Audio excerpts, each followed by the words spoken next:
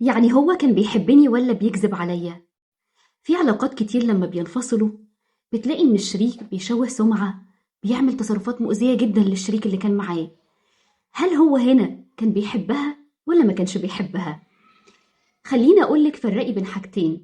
النوع ده من الشخصيات اللي بيأذي وبيشوه سمعة بعد ما بيحصل الانفصال، سواء إن العلاقة دي دامت مثلا سنة سنتين 10 و20 كمان، بيبقى أصلا هو دخل العلاقة دي من احتياج لإيه بقى؟ صورة اجتماعية، علشان ما يبقاش وحيد، قيمة عايز ياخدها. هو هنا بيستخدم العلاقة علشان يعرف يعيش.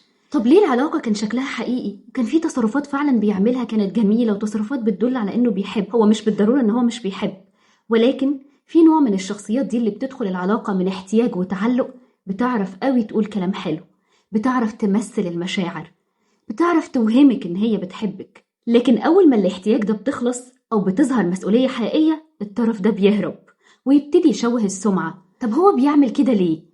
هو ما يقدرش يعترف إنه استغلك، ما يقدرش يعترف إن هو ضيع سنين من عمرك، ما يقدرش يواجه نفسه، ولا يقدر يشوف الصورة الحقيقية. فبيعمل إيه؟ بيحولك من ضحية لمذنبة علشان هو يرتاح. خلي بالك النوع ده بيقدر كويس قوي يقلد المشاعر، بيبقى فنان ويعرف يحسسك إن المشكلة في إحساسك أنتي، مش في التصرف بتاعه أبدا. هل كل اللي فات ده كله ما كانش حب؟ مش بالضرورة، ولكن اللي بيحب بجد لا يمكن يشوه سمعة ولا يمكن يأذيكي. بتنفصلوا باحترام. اعرفي إن اللي بيأذي بعد ما يمشي ده ما كانش حب، ده كان متعلق أو مستفيد.